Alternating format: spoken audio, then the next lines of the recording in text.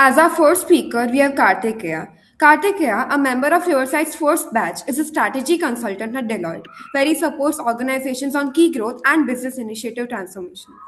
He studied economics and psychology at the University of Michigan before earning a master's degree of management from the Ross School of Business and an MBA from the Indian School of Business in Hyderabad.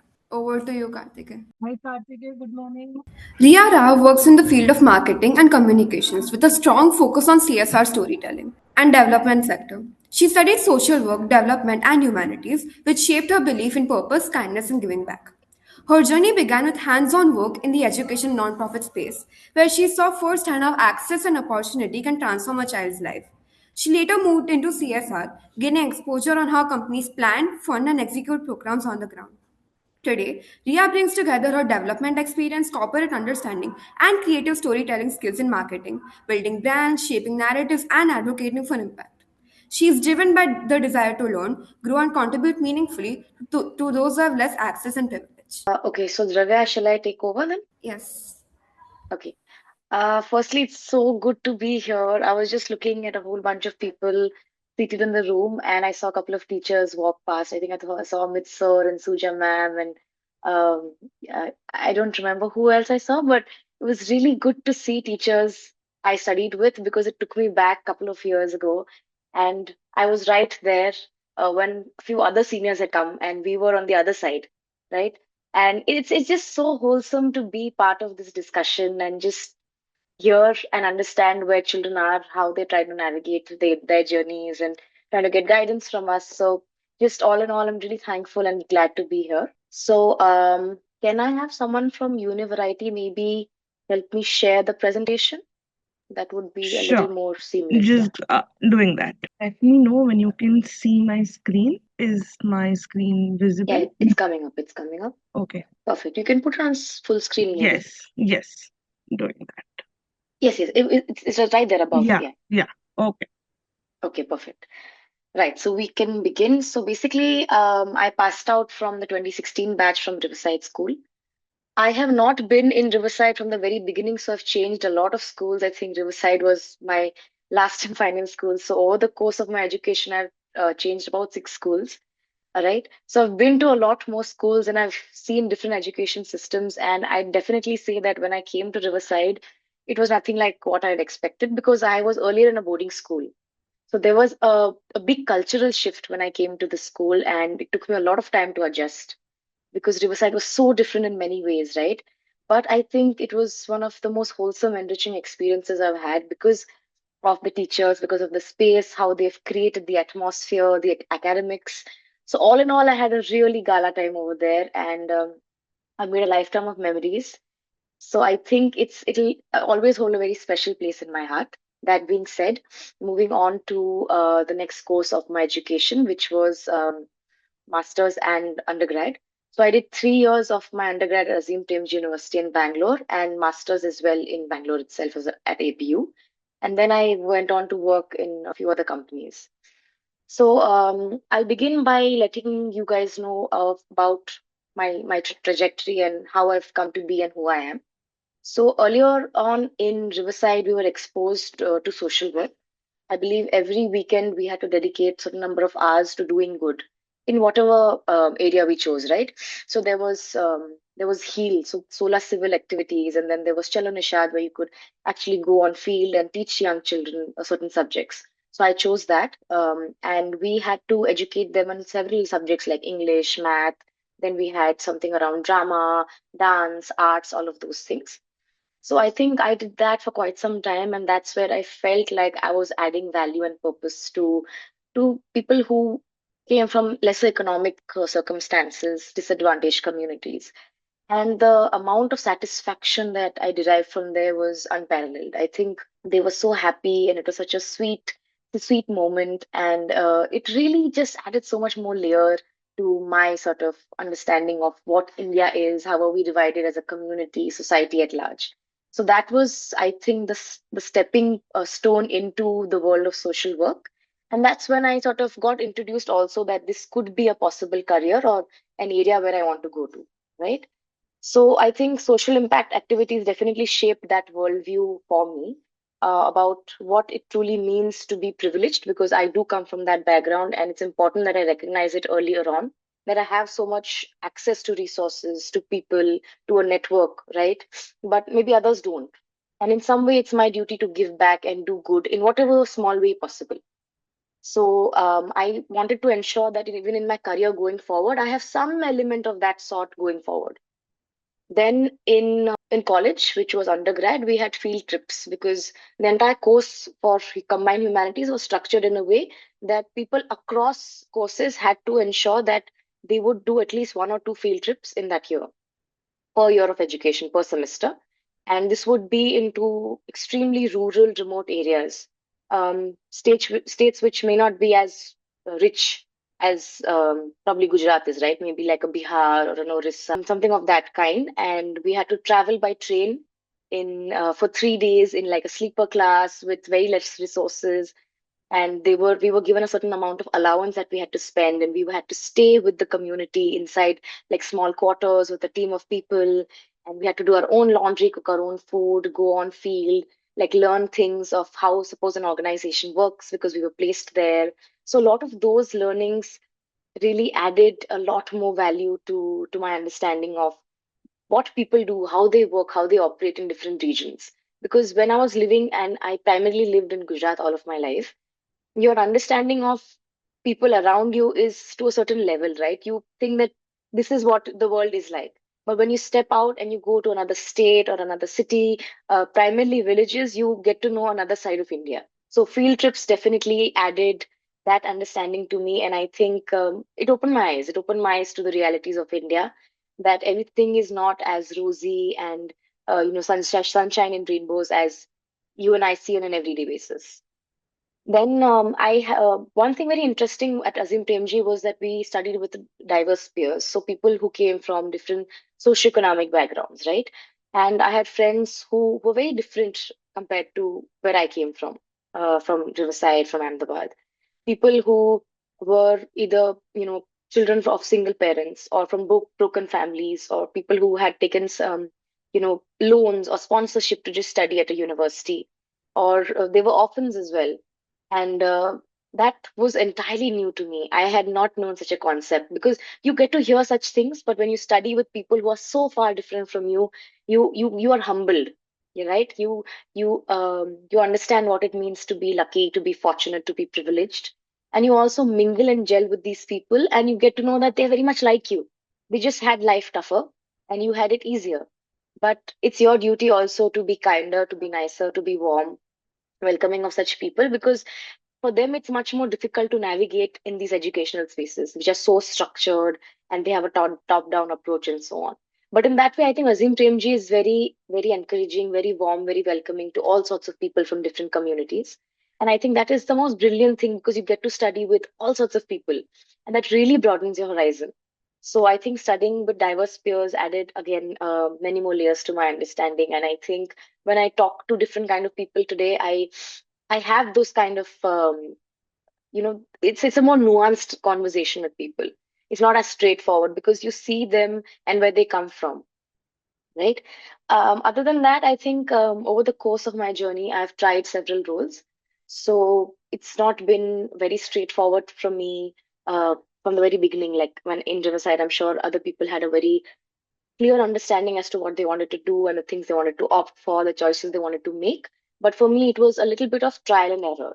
So I think I tried an entrepreneurship thing where I opened my own jewelry line, and I just did e-commerce for a bit.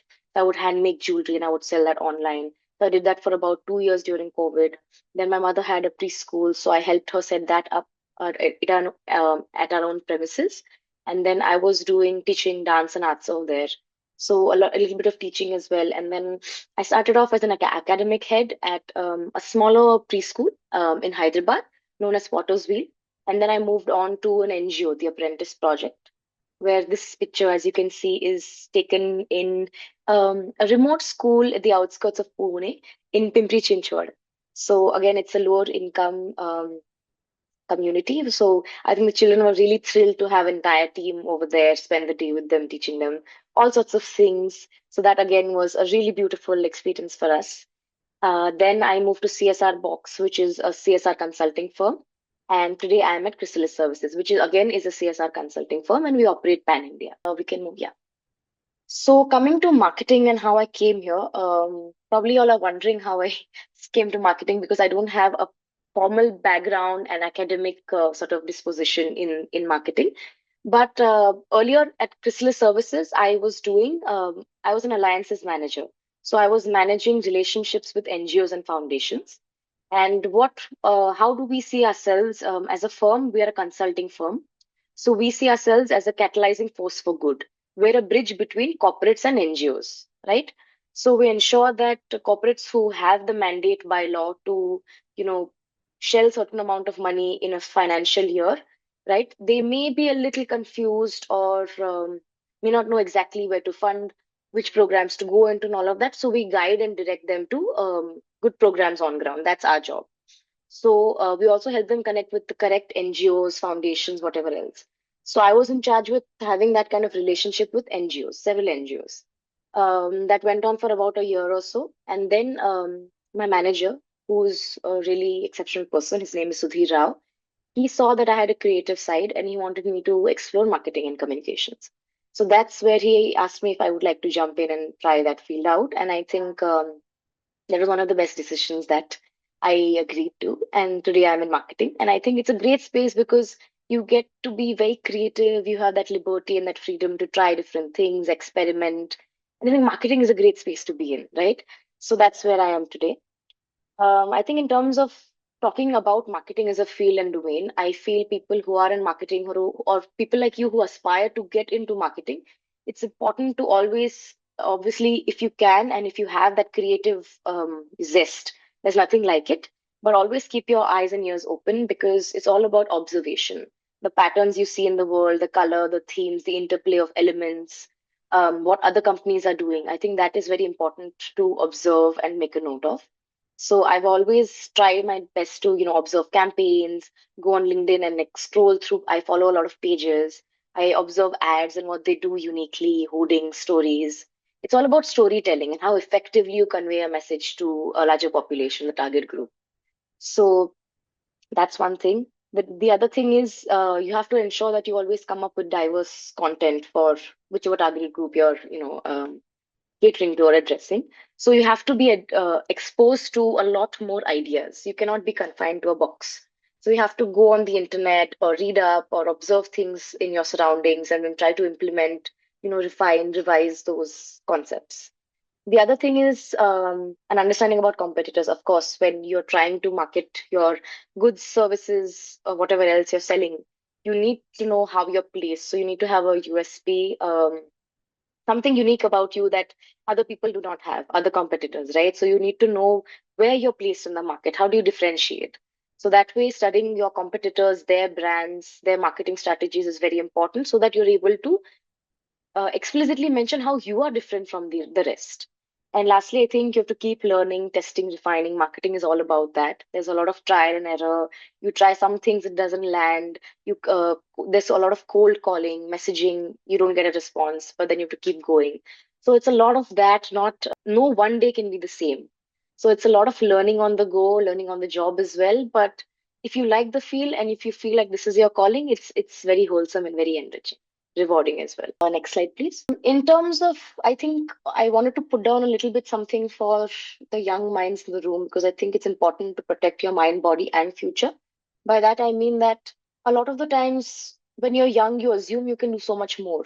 But when you start adulting in the true sense, your fields become more narrower, right? Your energy goes into something which is could primarily become your work, which you do not want that to happen. Yes, you should be dedicated, you should be diligent to your work, and you should be hardworking and all of that, and that will take you places for sure.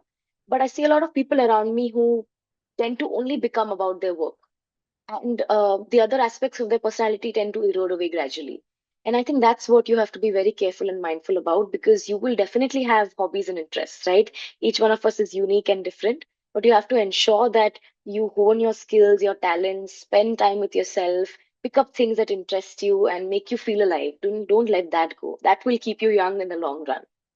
And people enjoy being around those with zest, energy, and joy because We all radiate a certain level of energy. We have an aura, right? And if that tends to dull, if that tends to, go away, then life can get tough. So you want to ensure that there's balance between work, leisure. So that can prevent burnout, which does happen to a lot of people, a lot of my peers, friends, even myself, fatigue and even illness for that matter. So ensure that you're always on top of your game, but also giving yourself that space and time to feel rejuvenated and recharge. No job is bigger than your peace and mental health. Now, this is something I learned the hard way. I was working at a place before Crystal Services, and that was one of the places I had really aspired very hard to be at. And it taken me some time to, clear the assignments and the interviews, and I'd finally come to this place to work. And I was very thrilled, very delighted that I was selected and I got in this place. Initially, it was tough, obviously, because it was a very fast-paced environment. To get in, to gel with your peers, and to deliver was a challenge. But gradually, I realized that the working environment wasn't the best. The culture was quite poor. The work balance was not there. The policies were pretty much with the management, and it was just not working for me. And I was really tired by the end of it, and I was not doing well even mentally and physically also. It was too draining. And I learned the hard way that sometimes some things might not work for you, so you have to step out. You have to take a conscious call that maybe this is not where I'm supposed to be. Like, this may be the right thing for other people, but for me and who I am, I don't feel that my values align with the organization values, and that can happen to a lot of people. So I left the job essentially. And it was a hard call because I really wanted to be there, but I knew that there was something better awaiting me at the end of the tunnel, right? So that happened. The other thing is, I was introduced to saving and investing early on. So I'm glad that this came my way and I got to know about what it means to have financial independence. And this is also something I think my parents told me very early on in my adolescence, right? That whatever you do, be happy and be financially independent. um, I think boys are definitely told that they should start earning earlier on and support their family and so on. But I think it's also important for young girls to know that financial independence and being able to stand on your 2 feet and not having to ask for money from anyone, from your own family, your husband or partner or whatever, is very crucial. The the the confidence that you get when you're financially independent, when you have your own money, is something that cannot be conveyed in words, right? So I think even if you start small, if you earn little, that's also okay, but start somewhere and invest money wisely. So there's a rule that you have in investing also. You guys can probably look it up on the internet, where when you earn a certain amount of money, certain things should go for your savings, certain should go for your essentials, and certain things can go for like other things where you may want certain things for leisure, recreation, and spending on miscellaneous items. So investing early will definitely reap benefits probably years down the line. So do that, and I recommend all girls to please bear this in mind, and going forward, make a note of this. And lastly, no job is small.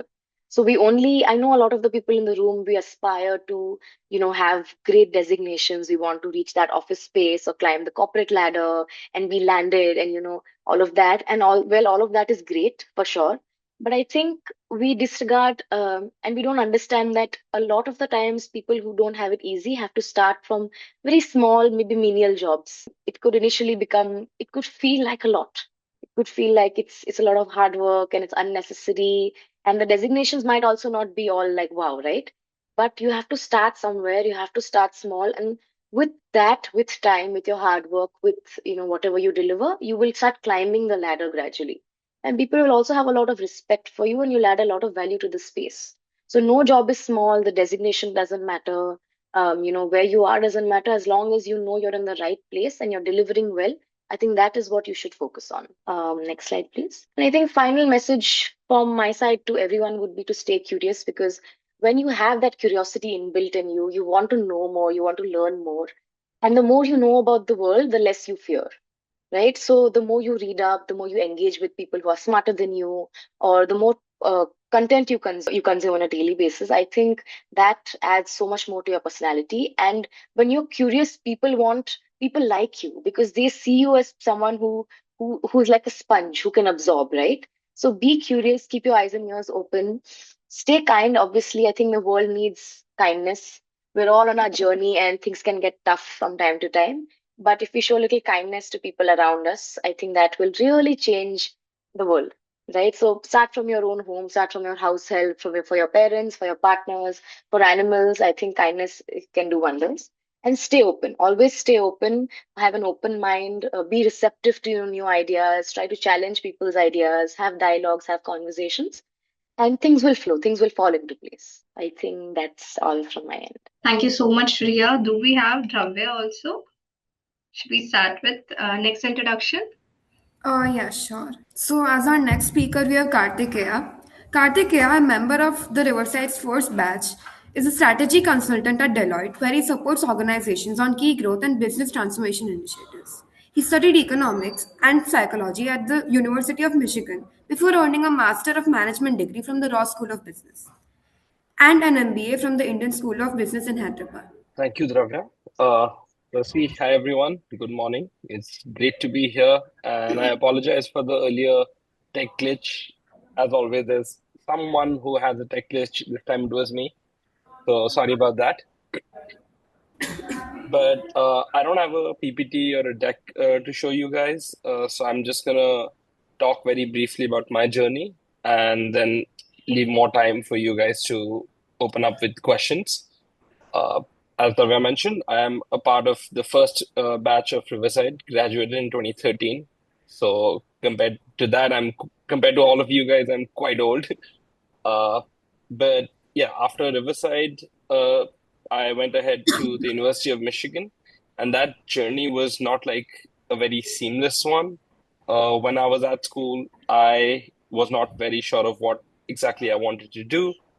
Some people who know me might say that I'm still not very sure, but that's a different point. But yeah, so when I was in school, looking at colleges in grade 11 and 12, I applied for everything. I applied to four different countries, to colleges in four different countries. I went for law, got into law, did economics, was trying to figure out what it is that I wanted to do. Eventually, I ended up picking economics and went to the University of Michigan. There, I just started out with studying purely economics, took a few random classes, found that I really enjoyed psychology as well. So then got that on as well and decided to study both economics as well as psychology. Post my graduation from college, I was considering going ahead for a PhD. I was considering taking up psychology as a profession. So before I went ahead for that and committed 5 years of my life to that, I thought it might be good to just try out what life as a researcher or an academic might be. So I worked for a year with a lab at the University of Michigan as a research assistant. That experience at 1 year was very helpful. I learned a lot, but I realized that research and academia was not the field for me.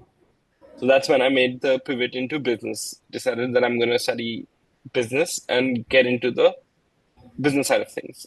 So that's where I decided to get a master's of management, graduated from that, and decided to come back to India to work with my family business here in Ahmedabad itself. So that's what I did for 3 years after that. Again, that was a great experience. I learned a lot, but I realized I wanted to try something else. I thought it was a little early in my career to be 100% sure of this is exactly what I wanted it to be. I was not 100% sure for sure. So I decided to pivot out of the family business and I considered getting into consulting. So to do that, I went ahead, got my MBA from the Indian School of Business in Hyderabad, and graduated from there in 2023. And since then, so for the past 2.5 years, I've been working as a strategy consultant with Deloitte. So basically, to sum it up in a nutshell, my journey from Riverside to Deloitte has been one where I've gone on like five different paths, tried four different things before deciding, okay, maybe I want to do this. And I'm still on that. So I don't know if this is the final destination or if maybe sometime in the future I might decide that, I'm done with consulting. I'm going to try something else now. Excuse me.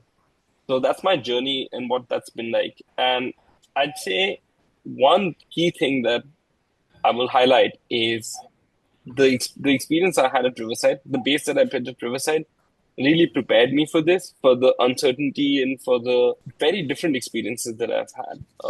At Riverside, we had all those things that we did outside of the class, whether it was going ahead and pitching ourselves, making presentations at different schools. I had the opportunity to present at TEDx, at the American Embassy, go to Singapore and Bhutan to attend conferences.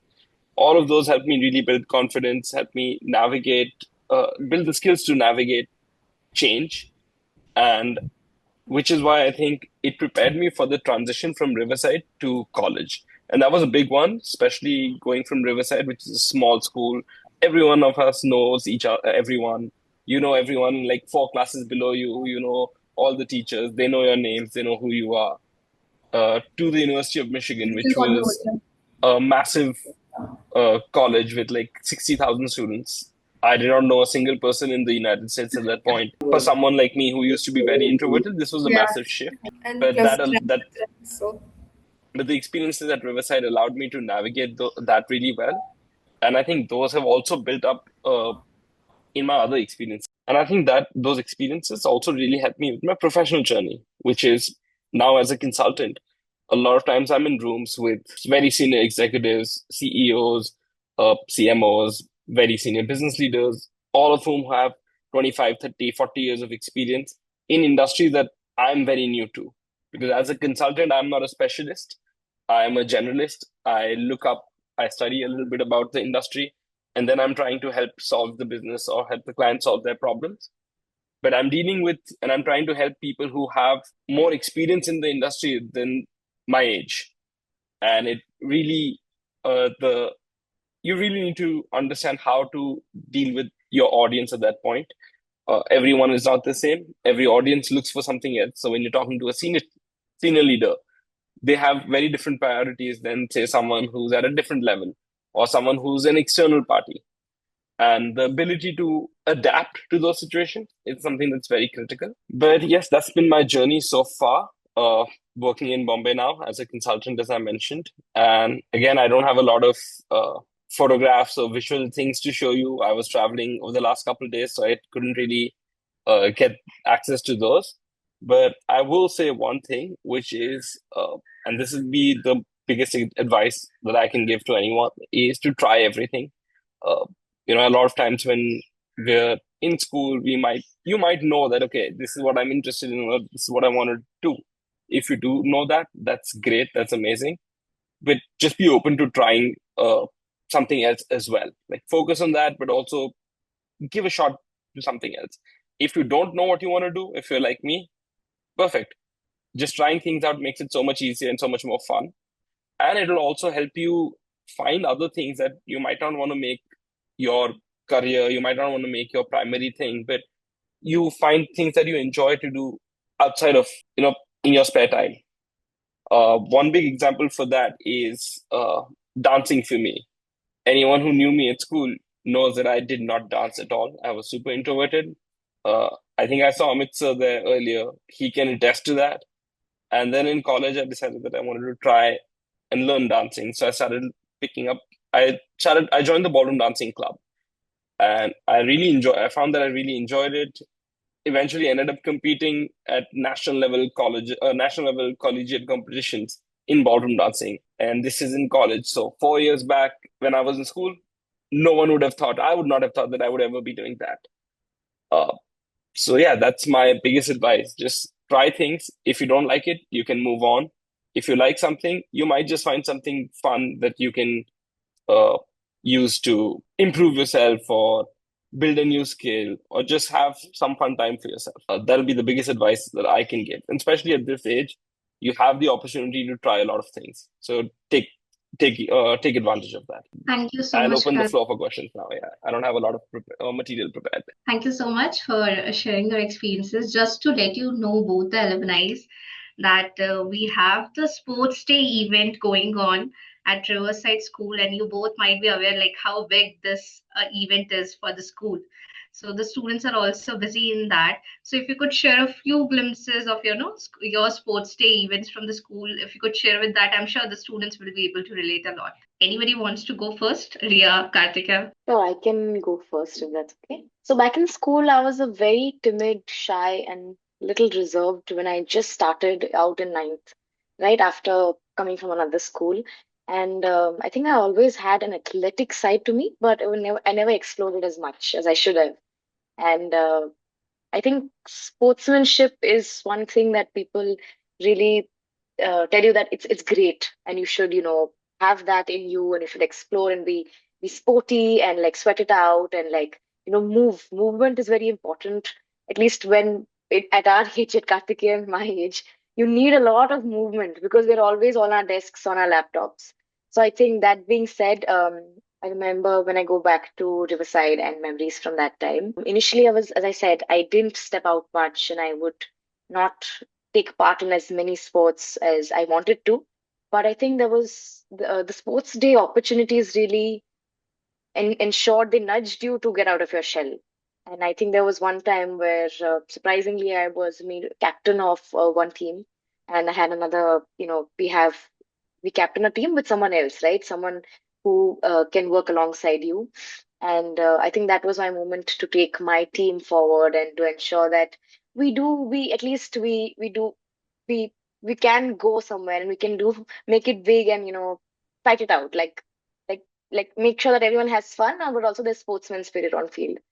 um, and that really pushes you out to come out and to do better, and that ensures that you also show your leadership abilities. So you motivate the team, you keep everyone together, you encourage people to take part in various other sports. It's a lot of planning, streamlining things, ensuring people get seen and heard and everything. And I think I had a great time because I got to understand so much about myself, what my boundaries were, but also how much I could push myself. And I enjoyed myself on field, especially floorball, because that was something that I really thoroughly enjoyed. And before that, I was never introduced to floorball before Riverside, right? So I think I loved playing floorball and the other sports as well. I think the relays and the races, especially because I like to run. So I think that's where I felt like, wow, this aspect of me is something that I didn't know before. So I think Riverside definitely gives you that chance, which probably other schools don't, because I have changed a lot of schools. So I know that generally sports days tend to be very mediocre. They have a certain skit that happens, and then you have the PT sir who comes in and he shows you a certain basic drill that you do for people. It's a show and a couple of races, and that's about it. But I think at Riverside, they really celebrate Sports Day in a grand manner. You have teams and you have names, you have captains, and you have you can get to pick your colors and your theme song. And they make a big spectacle out of it, but also the very core of it, it's really fun. Extremely fun. It's something you will cherish. Probably now you might not realize it because you're in your, teens and you're like, okay, this is what it's all about. But looking back, you wish as an adult you had something that exciting to look forward to now.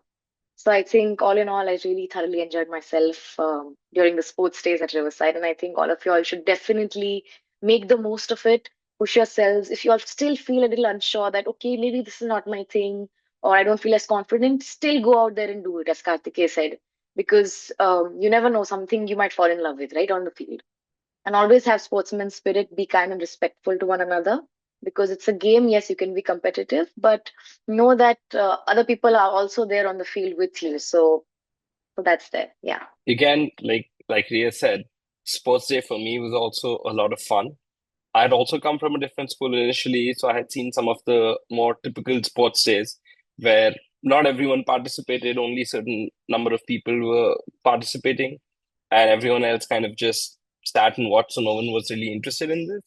And what I really loved about the sports day at Riverside was the fact that everyone participated in some way or the other.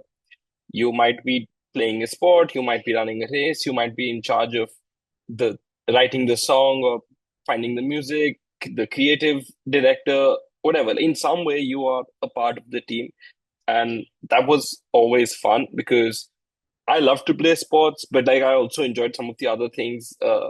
The parades that we did, that was great fun with like, and we would dress up and paint our face in the team colors. So all of that was a blast. And again, I'm sure a lot of you play football. That was again a big thing with almost everyone wanting to play football. So just playing with everyone, and because it was when we did the sports day, and I'm assuming it's the same now, it's a cross, the teams are across kitchen three. So then you're playing and you spending a lot more time with your friends from other classes who generally you would not spend that much time with. And I think that was a great experience. And one thing that really stood out for me, that was really fun for me, was the fact that we could make the entire school a quote unquote sports field. And that time, Riverside did not have the roof field and the setup that we do today. So I remember there was this one race that there was a race that happened, which was like an obstacle race, and it started somewhere in Key Stage 1, went through Key Stage 1, Key Stage 2, through the field onto into Key Stage 3, and then ended up on the roof of Key Stage 3. So that basically converted the whole school into the track, and that was a great fun because you had stairs, you had like a water body that we had to go through. So just the fact that we could do things like this, have a lot of fun at school, at an event that the school has put on, that we are a part of in every way, from the planning right to participating in it. It was always a great experience. And at the same time, it was a learning experience. As Ria mentioned, you learn about sportsmanship, you learn about healthy competition, you learn about giving it your all, because ultimately you do want your team to win. So I know you doing everything you can to get that result, but you also learn things that will come in helpful for other things that you will do. When you are in a team, you are learning how to work with a lot of different people who have different skills, who have different interests, and that is something that carries over. You might not be playing sports for a living 10 years down the line, but you still are working on teams. I don't think both of us can attest to that. None of us work independently completely without any interaction with anyone else. That'll also be quite boring. But you need to figure out how to work with very diverse group of people, and how to identify your strengths, how to cover the and match each other's strengths and weaknesses to get the best output for whatever you're doing. So yeah, and I know you guys are probably itching to get out of here and go actually prep for sports day. Yes, definitely they are. No, so now we can open the floor for questions from students. Students, do we have any question? Please come up. You can tell. The students here have picked up a couple of things, and what we liked, at least what I liked, journey was three things. The first thing that she spoke about, it's the persistence idea. It's not necessary that the way you look right now for your persistence, or the way you approach your persistence later on, you don't know, that might become your dream job, or it might allow you to go into a job which did not exist till now, or the way you will look upon that idea as your career. So that was very interesting, but also that tells us that how adaptable she was, how quick learner she was into the idea that, okay, this is what now I feel that I should go about it. Yeah, the second thing that she spoke about was the openness of mind, wherein when the seniors are telling you about certain things which they see in you, the strengths that they look upon, and they give you a feedback, or they tell you to try out something new. And what I feel is that the students from Riverside are risk takers in terms of this ideas. So adapting to that, or catching those ideas and trying those out, is a risk taking ability which is developed over here very well, pretty well. And that's what you've shown over there. The third thing that what I picked up was about the most important thing is, right now you might not understand, but in the workforce, mental health is very, very important. And I think she spoke about saying that whatever bigger or greater job that can be, but it is not bigger than your mental health. So if your mental health has to be given priority, that has to be the biggest and most important thing in your life. Also, she spoke about, whenever you start, it's not necessary that everyone gets the dream job that they want to.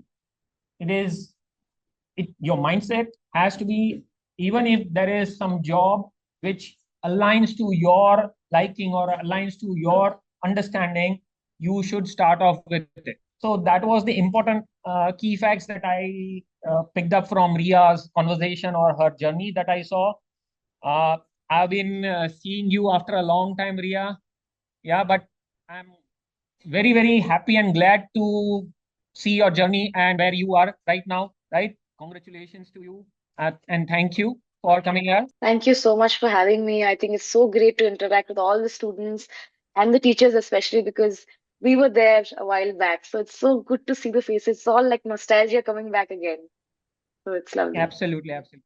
Yeah. For Karthikeya, if I know him, he was a student in his batch who would have taken all the subjects which he could. And I remember during lunchtime, he would be all under pressure of now I have to do this also, I have to do that also, and taking all of those subjects at that point of time because completely new. This program was completely new for us, for them, everybody. But I think what he clearly mentioned was that he was not clear till a very long time that what he wants to do. That is, but what I know about Karthikeya is whatever he did, he gave more than 100% to. And he was very transparent about what he can and what he couldn't. But he never left anything for chance. He did go and try to take the risk of what he said, even if you don't know, put yourself into the grind and you will realize what can be taken out of it. Yeah, so that was fantastic. Thank you, Karthikeya, for that bit of it. Yeah. Thank you so much, sir. It's great to be back, to be in that room. Absolutely. So thank you both of you. I think they at this age, whatever they have picked up, I think they will put into their time forward and see how does it work for them, what they can improve on that. Yeah. Thank you. Thank you very much. Thank you so much, sir, and thank you to all the speakers, Riya and Karthikeya, for joining us today and taking your time for the session. The school has partnered with Univariety for the Alumni Impact Program, and the idea is to connect students with their alumni so that they can seek guidance and learn from their journeys. And all the students have access to the portal as well. They might reach out to you over a text, maybe, and we also recently interviewed Karthikeya for the AGS video that we did for the students so that they can also refer it later as well. And thank you so much again for your time. And yeah, bye bye. Thank you so much. Thank you. Thank you. Thank you.